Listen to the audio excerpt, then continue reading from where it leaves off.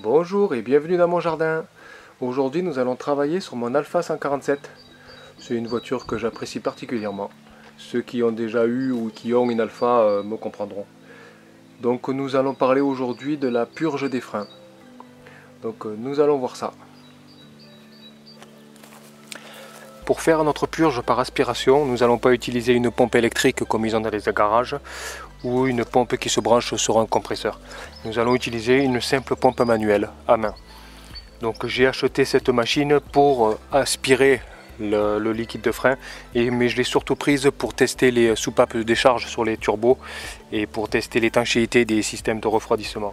C'est vraiment pratique, mais ça permet aussi de faire les purges du système de frein. J'ai pris cette marque là parce que je veux du matériel professionnel et de qualité et que c'est pas excessivement cher.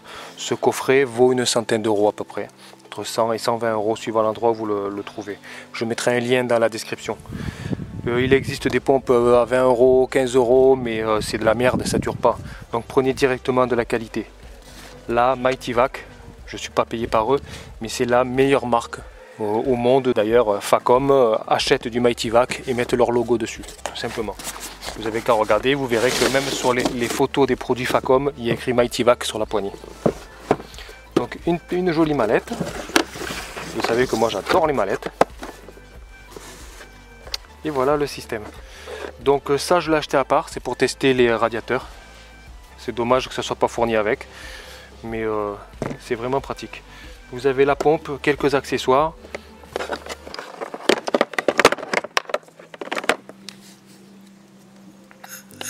Vous aspirez ou vous poussez.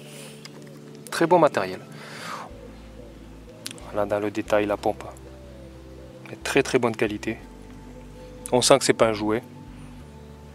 Franchement, pour le prix, ça vaut largement le coup. Vous achetez la Facom, elle vaut plus de 200 euros, c'est exactement la même. On va le mettre en place sur le véhicule, vous allez voir, c'est tout simple à utiliser et c'est plutôt efficace.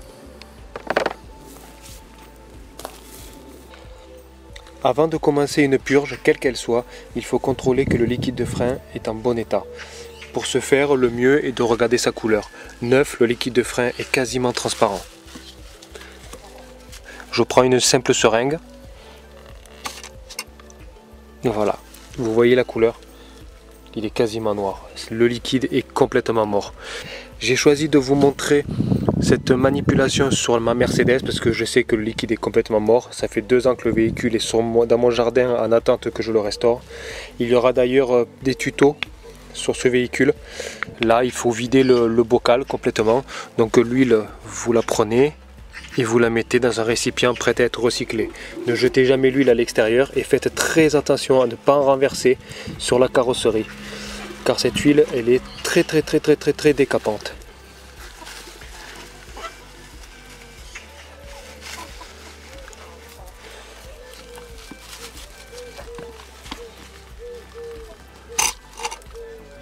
Voilà, il faut en enlever le maximum. Ensuite, on va remettre de l'huile neuve à l'intérieur et nous pourrons commencer l'opération de purge.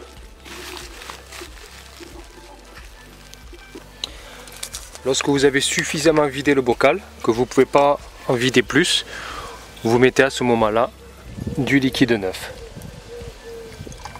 Et j'en mets partout. Vous voyez, on dirait de l'eau, hein, il est transparent. Vous le remplissez à ras-bord. Et ensuite vous ferez la purge. Lors de la purge, vous surveillez le niveau de manière à ce qu'il soit toujours au maximum. Si vous aspirez de l'air, il faudra tout recommencer depuis le début.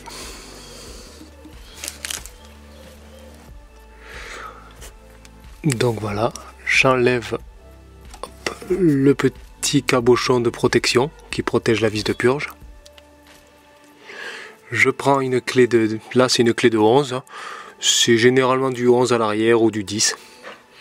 Donc prenez une clé à œil pour desserrer votre vis de purge. Ne prenez pas le côté fourche parce que vous allez abîmer et ovaliser la vis. Et après bon courage pour la défaire, il faudra la remplacer. Prenez des outils de qualité. Moi je prends du Facom. Comme on dit, les outils on les achète qu'une fois.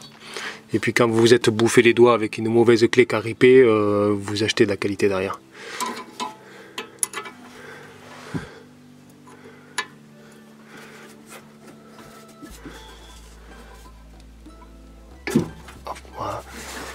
Je desserre toujours un peu la vis avant, parce qu'après avec le tuyau de purge c'est toujours délicat, au moins là les débloquer. J'y connecte le tuyau. Ah, c'est vraiment mal foutu Alpha. Voilà, il est mis. Donc voilà, j'ai raccordé mon petit réservoir. Donc une fois raccordé, voici la pompe. N'oubliez pas, mettez-la en aspiration, hein, pas en soufflage. On va commencer à la mettre en dépression. Vous voyez l'aiguille qui monte.